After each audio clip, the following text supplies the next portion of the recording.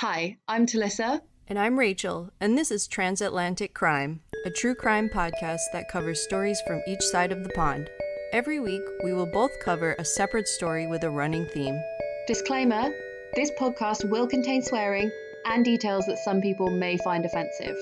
If you are of a sensitive disposition, listener discretion is advised. Welcome to Transatlantic Crime. So close.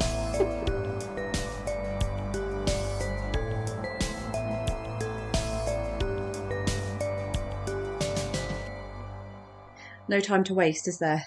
No time to waste. You're finishing your day, and I am starting my day. I know. After this, I've got to drive home to Andover. Oh. I've got tomorrow off work. I'm going to go and see Elton John in Hyde Park. Yeah. Yeah, it'll be really good. Me and my friend Ria are going, and she lives in Vietnam, and she's come back from Vietnam for like weddings and stuff. So Yeah. I haven't seen her in like 3 or 4 years. She's like one of my best friends. That's going to be so fun. Yeah, it'll be really good. And then I come back, see Tom, and then I've got to go and watch the Elvis movie with my stepdad. Oh, he was like, your stepdad's obsessed with Elvis. I don't know if we've mentioned that on the podcast, but yeah, he fucking loves it. He's got a tattoo covering his entire back with the Gates of Graceland, which I've yet to show you a picture of. You just told me that while you were here last month, and I was shocked. I had no idea. I swear I mentioned it. I feel like I talk about it loads. No. Obviously not. Yeah, I will get a picture of it for you. I'll tell him that you want to see it. But yeah, we're going to go and watch the Elvis movie. And I think he was like, oh, does someone want to come and watch it with me? And my mum was like, no more Elvis. So I think, I have to take the bullet. Oh, that's nice of you. I hope it's a good movie. Apparently Harry Styles wanted to play Elvis. Mm-hmm. They were like, nah, fuck off, mate. They just got somebody else. Yeah. I don't know if he would make a good Elvis. He's a bit skinny. I feel like he would have changed for the part. I feel like he would have bulked up. He would have taken it very seriously. Harry Styles he takes his stuff seriously. Yeah, definitely. And he likes a jumpsuit. Like, he wears jumpsuits all the time. He loves a jumpsuit. He loves doing his hair. So he's already halfway there. Yeah. He wears lots of rings. He's got the right colour hair. Yeah. He has got like quite a cute little turned up nose as well. And Elvis has got a cute little turned up nose. Yeah. His face isn't like a million miles away, but he just got absolutely fucking pied off. They were like, no fucking chance. Sorry, you're too British. That's savage. Cool. All right, yeah, what's your story? Oh, my quick story about Elvis. My godmother, she used to tell her kids that if Elvis ever came to her door, that she would just leave everything and leave everyone. Who wouldn't? But then I remember my mom saying that, telling that to us. And then my mom picked someone, and her person was Keanu Reeves. If Keanu Reeves ever came to the door, she would drop everything and leave. So I'm asking you, do you have one? Oh, God. Probably Jake Gyllenhaal. Really? But I don't know how nice he is as a person. Like, Elvis seems really nice. And Keanu Reeves is famously nice. Yeah. But Jake Gyllenhaal, I think Taylor Swift wrote a song about him that was basically like, you're a cunt. Yeah, you're a jerk. I think he might be, I want Elvis's personality. Well, to be fair, if it was Elvis, like young Elvis. Yes. Young Elvis. 100%. Sure. Yeah. He's fucking fit, mate. Who's yours? Mine would have been Heath Ledger. That is obviously an absolute classic. Yeah. Like every girl that ever watched 10 Things I Hate About You was absolutely wide for Heath Ledger. Yep, he's my one. And then when he died, I was like, well, I guess there's no one else for me. Like the true Catholic you are, your love died with him. Yes, exactly. No one else on this earth. What about have you got like a weird crush, like somebody that you don't know why you find them attractive and you kind of know they're not attractive, but you're still like, I totally would? I get crushes on people all the time. So Aww. Like people you know or just celebrities? Everyone. All the time. That's so cute. All over. I would love, like, if I was a boy, I would love to hear that you had a crush on me. You should tell people. Okay, but then and then I like learn one little thing about them, or and then I'm like, not anymore. Dead forever. Yeah. I think for some reason, like Joaquin Phoenix, Oh yeah, I he could see always that. plays evil, but like he's just such a fucking good actor that He's so good. that makes him kind of hot. Oh yeah, Even though I he's mean, I get attracted to talent all the time, like Joaquin Phoenix, yeah, or like yeah. if you're super talented, Andrew Garfield. I think he's not like Oh yeah, you told me about that. conventionally, but he's such a good actor. It's He just is a like good actor. you just want to be around it. And he seems nice as well. He seems lovely. He does, yes. He's not for me because he's just so clean shaven. But apparently, like Zendaya, Yeah.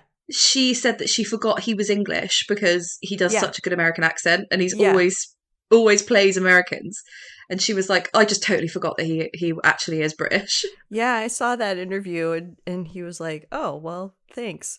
Yeah, I mean that is testament because if you think about like some of the worst accents, Leo Dio in Blood Diamond and Oh stuff, yeah. like some people cannot Brew. nail it. Hebrew. Brew. Or have you seen it? I don't know if you said you saw it last time, but Mel Gibson in Braveheart, his Scottish accent is just up and I've down. watched it. It is inconsistent. Yeah.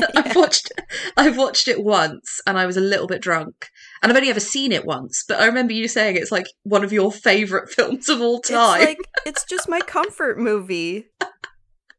I know what you mean. Like my comfort movie is probably Me, Myself and Irene. Yeah. Anything Jim Carrey is funny as fuck. Yeah.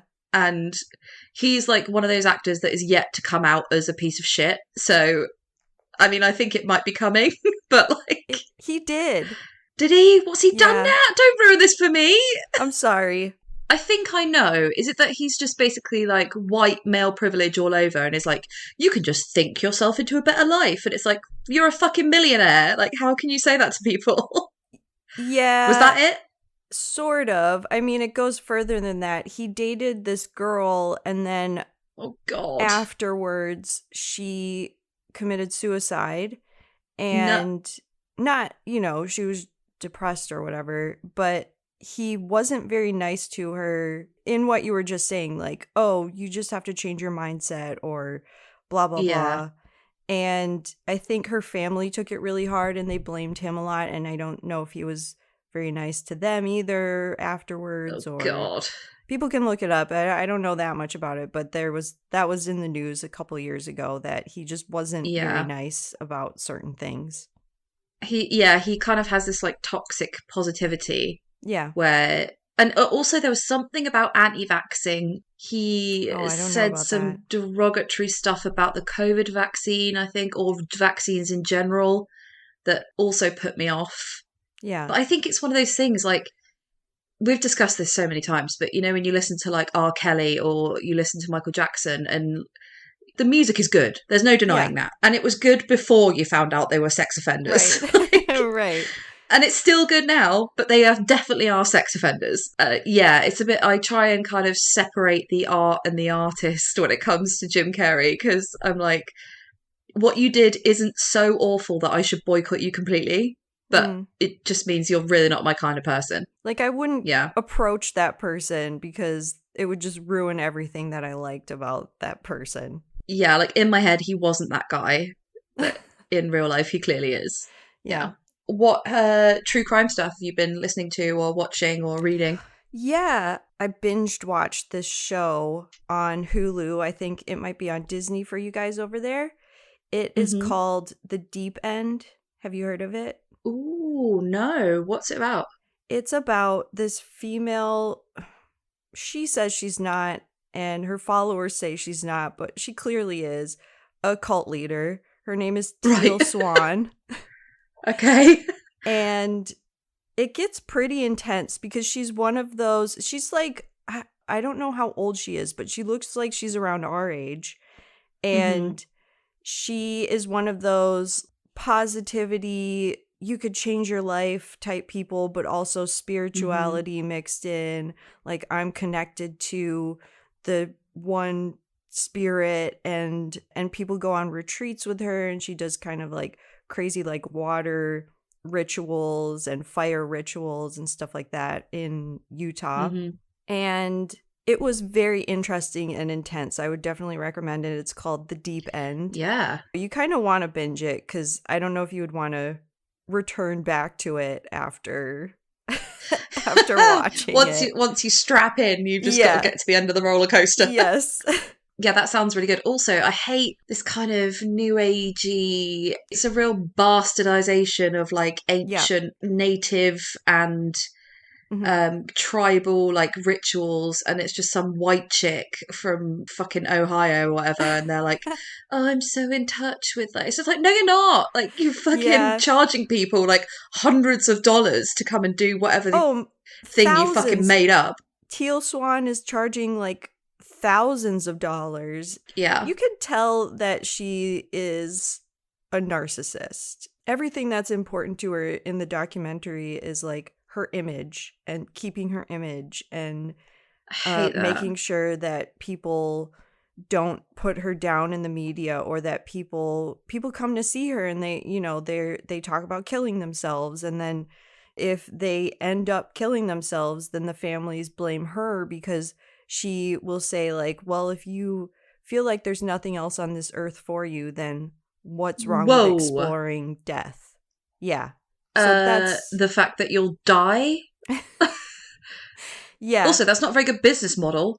No, it's not. But I think her stance on it is like, it's okay to explore that thought and like go down that thought and see what comes up for you. And that's Dude, her she is take not on a medical it. health professional. No, like, not at all. And that's no, she's not a psychologist. Parts. Right. Yeah, she should not be giving advice to suicidal people. Right. So that's a big part of the documentary is her doing that. And also, I don't know if she's white, just to comment on what you were saying before. I don't know if she is. Yeah. So just put that out there. I don't know if she is. Well, my sentiment still stands for all the white chicks that are doing it. And anyone who it's not their fucking culture and they've like just picked parts of different cultures that they like and rolled it into this money-making scheme. Like, I totally agree. It's not fucking cool. Not cool. Yeah. So I dove back into The Staircase briefly. Ooh. You know, the HBO one with Colin Firth. Yeah. And dude, he is such a good actor. He is. He's so fucking good. He's so subtle.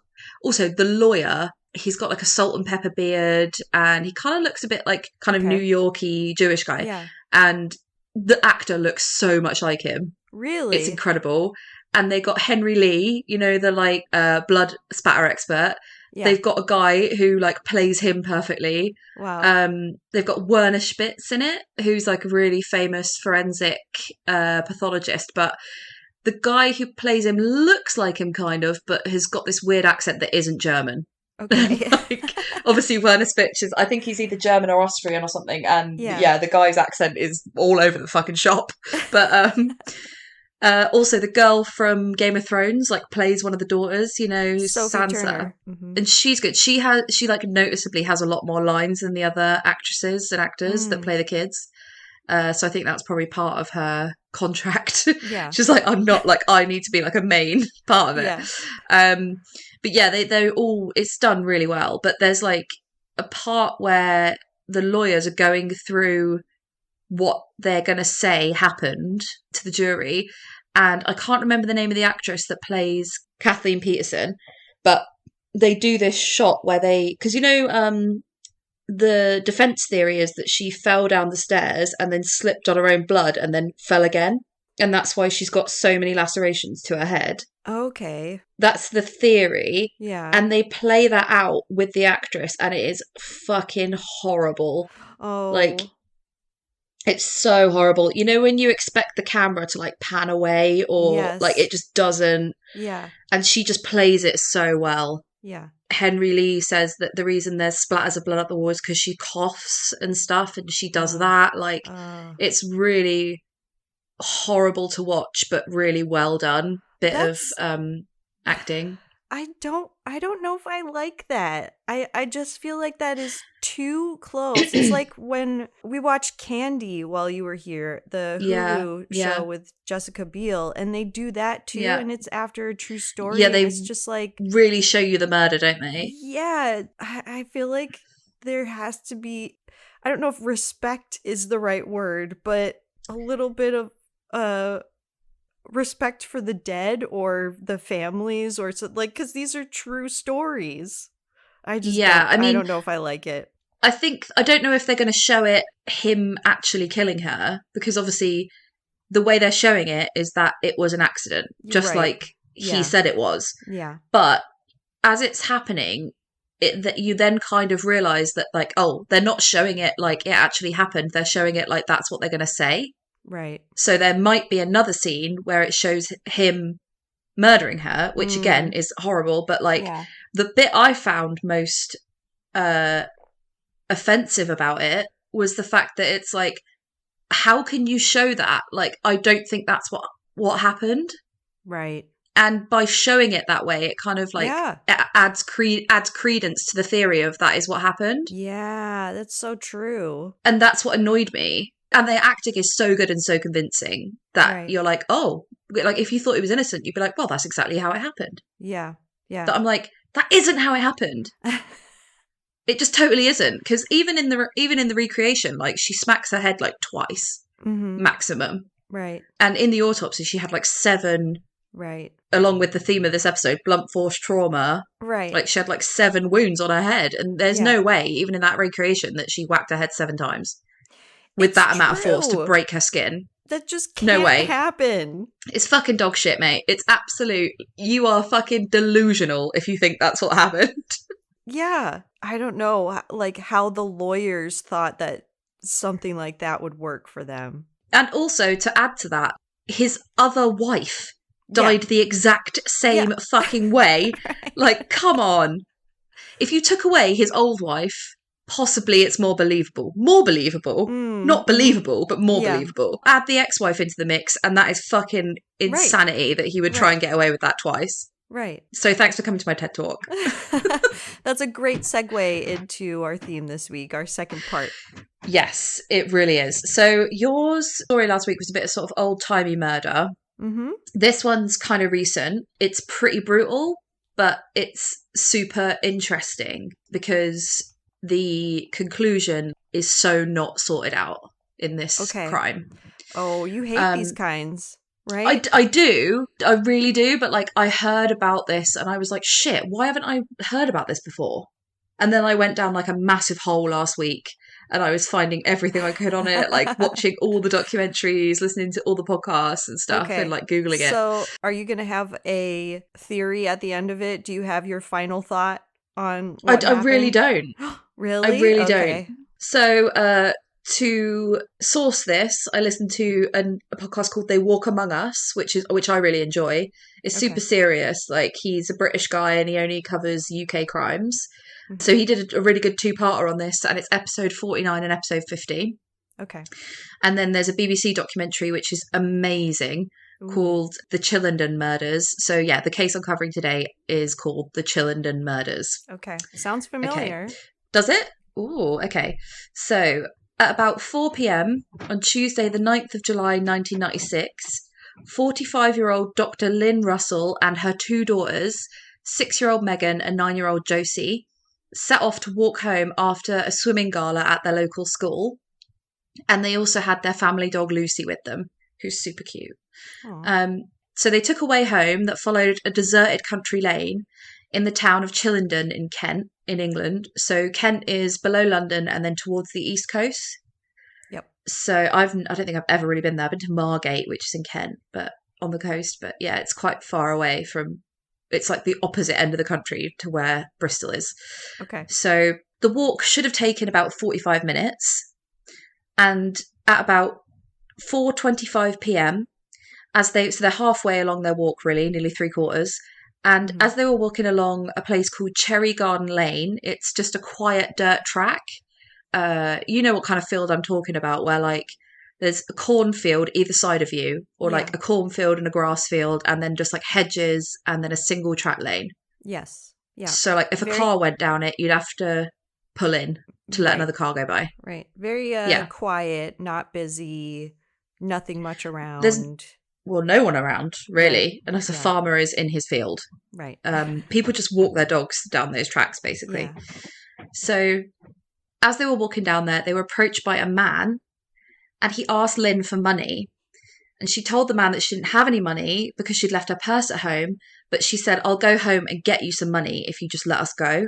Mm-hmm. He then forced them into a small wooded area off the track, which is called a copse, COPSE. So that's like what they refer to it as throughout the documentary.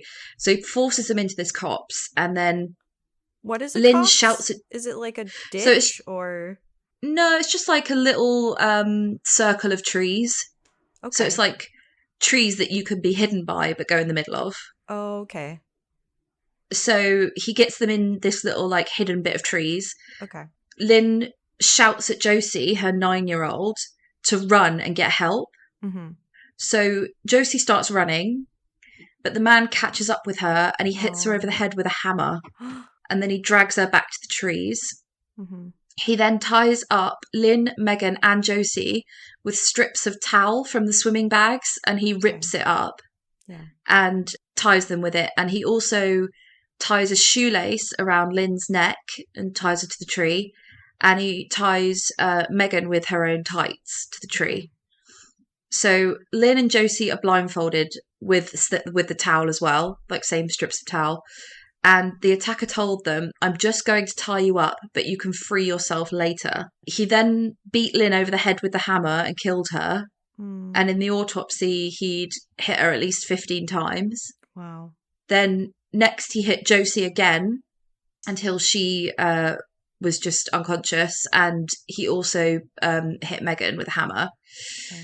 So this is the horrible bit. So Lucy, the dog, was also tied up and killed with a hammer because she was making a lot of noise. Oh, I mean, it's all horrible. It is horrible, but I was like, in my head, I was like, oh my God, he's not going to kill the dog, is he? Yep.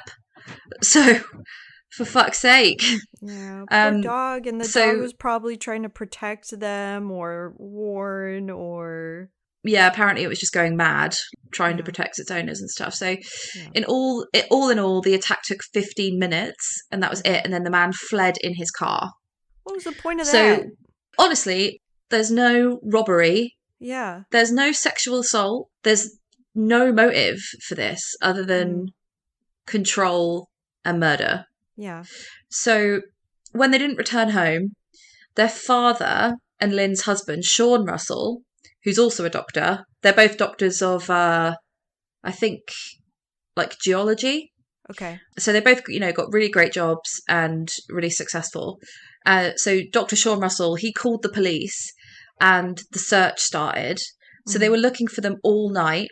And then the bodies were found around 12:30 in the morning the next day, after the police stumbled across a child's swimsuit in the grass and then followed that trail to a small gathering of trees. Where they found the bodies. That was so fast. Considering that they didn't come home in a couple hours, straight away the police were like, all right, let's search for them. Although it sounds like it wasn't like a busy town or a busy city. It's like, what else is going on? Yeah, and obviously they knew that they had gone to the school and had a swimming gala, and that's the last place they would have seen them. So I guess they just had to search all the separate routes home you would have possibly gone. Right. So it kind of wasn't like the most difficult mystery to solve, like where they could have been. So Sean was contacted and told that all of his family had been murdered. Okay. And as is protocol, there was a doctor called to announce that the bodies were definitely dead. Yeah. And he confirmed that Lynn and Megan were dead. And then he checked 9-year-old Josie and discovered that she still had a very faint pulse. Okay. So she was rushed to King's College Hospital in London, where she was saved. Wow. So she wasn't able to speak, and she'd lost a lot of her motor skills, and she had to learn to speak and walk again. It was a really slow recovery. And she had a hole in her head where her brain was exposed above her left ear. that was caused by the hammer blows. So they had to take out a piece of her brain and then cover her head from a skin graft from her leg. Oh. And then she was... Okay. Okay, I'm sorry. There's no more medical stuff. Gotta rest for a second. I'm just gonna say, like, I was wondering what happened because clearly your story started with, like, here's what the man said. Here's the dog going crazy. Like, yeah, like, how would you know that? Right. How would we have known that? So, yeah, I'm glad that she survived. Mm-hmm. Yeah, she's so lucky. So she was really embarrassed of that injury, and so she always wore a floppy hat to cover her head. So, like, in all the papers, she was always wearing like a cute floppy hat. Don't be embarrassed. You're a trooper. I know, right? Aww. So the police had interviewed people around the area at the time. So a man reported seeing a beige car pull into a lay-by on the day of the murders and throw something into the bushes and then drive away. So he went to see what he'd thrown in the bushes, and he discovered a string bag with strips of bloody towel in it. Oh, wow. So the police recovered that, which is obviously good news. Yeah. A woman also reported that a man was driving erratically that day in a beige car, and she gave a description of him to the police, and that later came out as an E-fit. Okay. So he was around 5'10", with sandy short hair and a round face. And when Josie became well, they also asked her for a description of the day's events, which is how we know what happened. Right. With her mum being asked for money and Josie running away. But she couldn't remember anything past the second hammer blow. So she described the man much the same as the woman in the car had described him, making it extremely likely that they were looking for somebody with a beige car. Okay. Police, however, couldn't find any viable suspects, despite interviewing known criminals in the area. Like, everyone was alibied out. Nobody fit the description. A local psychiatrist then called the police to say he thought the man could have been one of his patients. Oh. And that man was 37-year-old Michael Stone. So he was a heroin addict, and he was known for robbing sheds to support his habit. So that they kind of thought maybe, the robbery element. Yeah. Him asking Lynn for money. And he had a long rap sheet, including stabbing a childhood friend in the chest after they had an argument. Gosh. But that man survived. Okay. So that's why he's not in fucking prison right now. Right. He also told his therapist that he would kill someone by smashing their head in. Okay. And he had also attacked somebody with a hammer when he robbed them, but the hammer was already at the house. He didn't take that hammer with him. So it's not like that's his MO, but he has previously attacked somebody with a hammer. Okay. It sounds like a pretty strong match, and maybe he got that hammer in the first place and was like, oh, I like this as a weapon, and so from then on he took a hammer with him. Pretty effective. So he was arrested on the 17th of July 1997, just over a year after the crime. He denied any knowledge of the crime, and he was remanded in custody, and they arranged an ID parade. Josie was asked to pick him out of a lineup through like a two-way mirror, so she didn't have to, he didn't see her or anything. But it turned out that she couldn't pick him out. Okay. Of all the guys in the lineup, she was like, I don't know. Oh, poor Josie. That sounds so stressful. Yeah, obviously it needs to be done, but fucking hell, talk about re-traumatizing yourself. Yeah, and if none of the men look familiar, but you also want to pick someone because you want the pressure. Yeah, you really want to find the guy, and then at the end of the day you're like, sorry, none of these men look familiar to me. That sounds so stressful. I mean, good for her for not just picking one. Yeah, exactly. Right. She was like, no, I just don't know, which is pretty honest of a 10-year-old. Right. Or an 11-year-old at that point. Yeah. So in his interviews, Stone initially answered no comment to all the questions, but then he later on went to explain all of his movements and offer up his blood and DNA to prove that he wasn't the murderer. Okay. On the 23rd of September, while he was on remand, Stone asked if he could be moved to solitary confinement for his own safety because prisoners were making up stories about his involvement in the crime. So he was placed in a segregation cell next to a fellow heroin addict named Damien Daly, And 3 days later, Damien told police that Stone had confessed to him through a pipe in the cell. Oh. And I watched the documentary, and Yeah. they go to the prison and they like speak through the pipe to see if you would actually be able to hear someone, and you can. Okay. So it's like a really old prison, and usually you'd expect a segregation cell to be, soundproof and Sure. whatever. But yeah, this is a really old prison, and you could definitely hear people through the pipes. So they made sure that part of it was viable. I don't know if I trust this guy, though.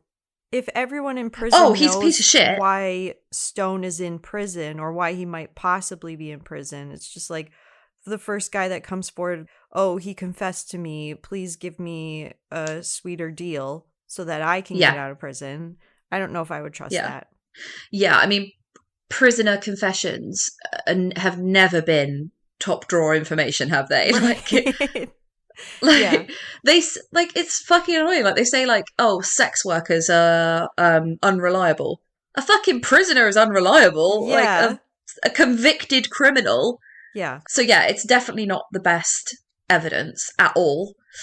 So Stone pleaded not guilty at his trial in October 1998. Mm-hmm. And the prosecution had zero physical evidence that he was at the crime scene. Mm.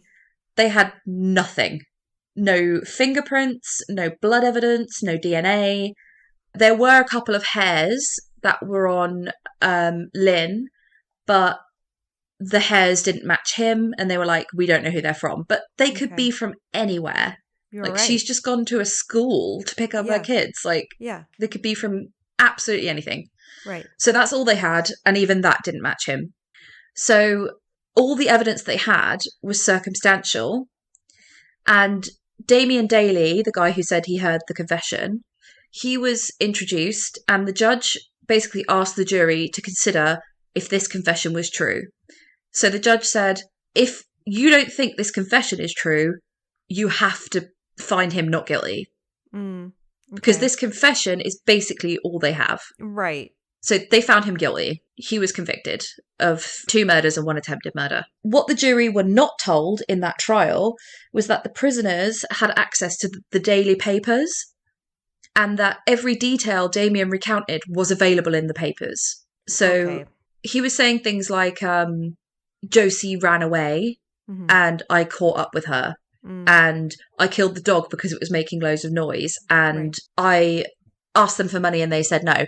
Every single one of those details was in the paper. Yeah, that's what I was wondering. Like, when you get a prison confession from another prisoner, like, he told me, there's got to be some extra information in there for you to have a legitimate case. Yes. Something only the killer would know, basically. Right. Yes, but exactly. All the details are there for everyone to read, so it makes it extra shaky. And in the documentary, they find the papers that were out on that day, and they skim them all and find the evidence. Like, they go really deep in this documentary. It's really good. Okay. After that, Damien later admitted to the same papers that he was lying in his testimony. Oh, okay. So that led to a retrial. Yeah. Yeah, basically unsafe conviction. So in 2001, a retrial began. However, the prosecution had found more witnesses this time. So they found some friends of Michael Stone, and they were called Lawrence Calder and Cherie Batt, and they were a couple. And they told the jury that they had seen blood on Stone's hoodie, which he tried to cover up when they commented on it.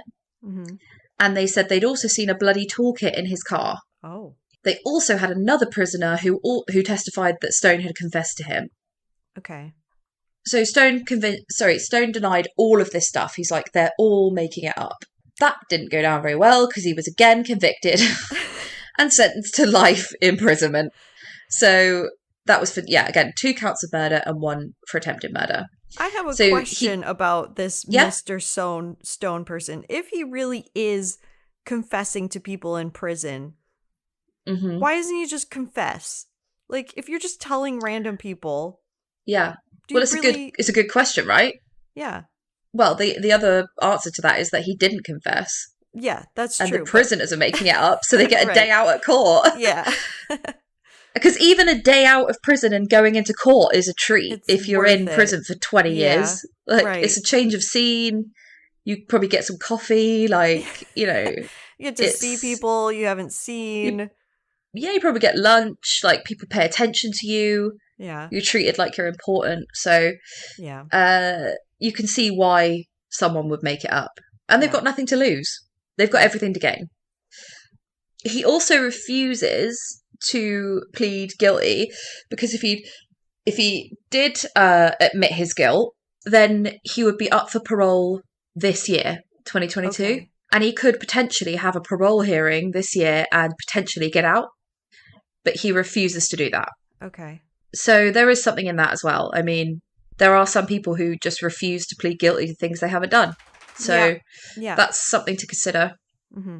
In 2017, that's when this documentary came out that's really good. It's two-parter called The Chillenden Murders. And they basically get a panel of forensic and police experts to reevaluate all the evidence in the case. They go right back to the beginning. They get all the files. They go through everything. Ooh, and sounds juicy. It is fucking juicy. And they're trying to see if Stone is guilty or not. Yeah. So they reveal that the shoelace and the ripped up towel that was tested from the scene contained no DNA from Stone. Oh, okay. So it had male DNA on it, but it wasn't his. So the DNA is from an unknown person. They also look into a confession that they've received from another serial killer. Oh. So who's that? Do you know the serial Levi Belfield? No? Have you done a story on him already? Thing is, he is so fucking prolific and they think he did so many murders that I've mentioned him in passing about another murder that he might have done. Yeah, that's why it sounds familiar because I swear you've mentioned it before. Yeah, so he apparently said to another prisoner that he was the killer. Okay. And then the prisoner told the prison guards and then he said, I just made that up. I didn't really confess. Yeah. But he is also a fuckhead who like he's just a fucking manipulative piece of shit. Like, and he knows he's never getting out of prison, so he might just say stuff to, you know, just see what people say. Yeah. Yeah, he's a complete psychopath. Bit about him. He was convicted of killing 3 women, including the infamous killing of the schoolgirl Millie Dowler. Okay. If you remember that. Yeah. He attacked at least 2 of his victims with a hammer. So, and he had a real hatred of women. And was this in the 90s as well? Yeah. Okay. Yeah, so he had a real hatred of women. So when it comes to the crime of the Chillenden murders and you're like, what the fuck is the motive? Yeah, right. The motive is just misogyny and hatred. Yeah. Because that's why he didn't sexually assault 2 of the women that he killed. Just pure rage. Literally, yeah, just pure rage. Okay. To add to that, the description and e-fit of the murderer is a much better fit to Levi Belfield than it is to Stone. Okay. Josie described the attacker as being between 20 and 30 years old, which Belfield would have been at the time. Yeah. And she described him as scruffily dressed with short brown hair. So Stone was 37 at the time of the murders, and his face was a lot slimmer than the picture that was released. Okay. So for the documentary, the BBC got DNA from members of Belfield's family to try and test the towel and the shoelace against Levi Belfield's DNA. And in the show, Dr. Georgina Meakin states that Belfield could not be ruled out as a DNA match. Okay. And she found similar DNA profiles between both the samples. Yeah. So Michael Stone can 100% be ruled out, and Levi Belfield can't.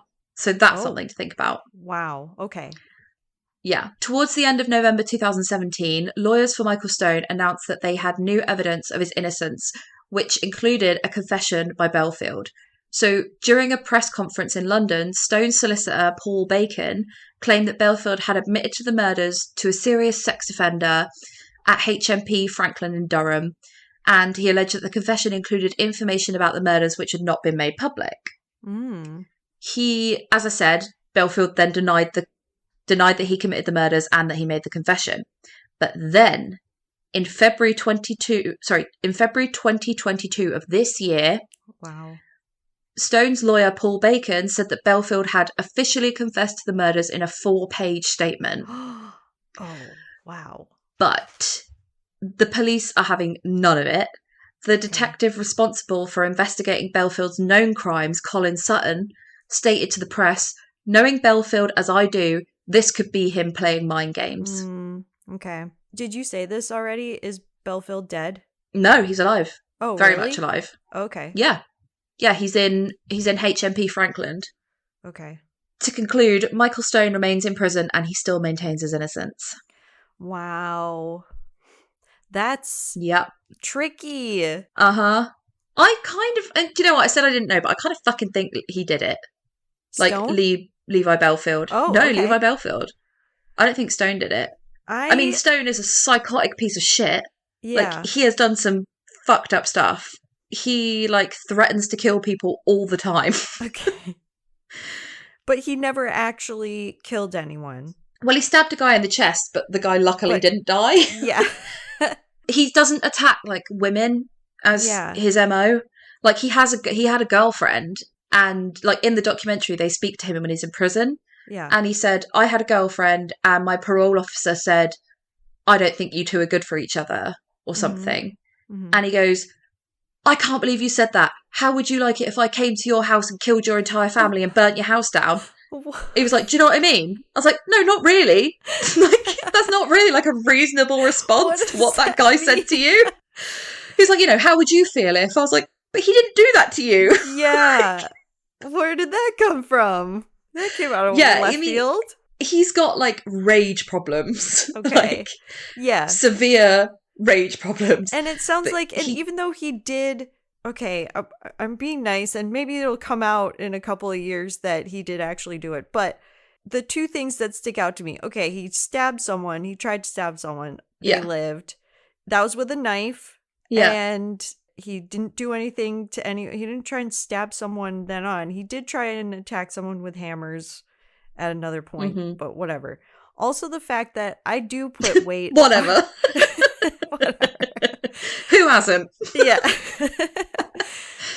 I do put weight on the fact when someone will consistently, even if they have the chance for a plea deal or parole, they still say that they're innocent. And the fact that he's done that, I put weight to that. Yeah, I do too. But then I think about Stephen Avery, and that is one of the most confusing cases in the world. And he refuses to say he did it. But then maybe, I don't know, we can't get down a fucking... No, we can't get down making a murderer hole. There's no time. My simple answer for him on that one is that he's covering for someone else. And yes, that's, I think, some of the biggest murders where we don't know the answer, like JonBenet Ramsey, or I started thinking about it when you mentioned it a couple weeks ago, OJ covering for his son. That is a thing that it's a viable theory. With the JonBenet Ramsey one, for example, obviously something happened in that house. Yes. That they must know about. Right. But they're just refusing to admit. Yeah. And you're never going to know. So yeah, with the Stephen Avery thing, he's refusing to say he did it. Yeah. But her fucking bones were found in a burn barrel on the property. So yeah.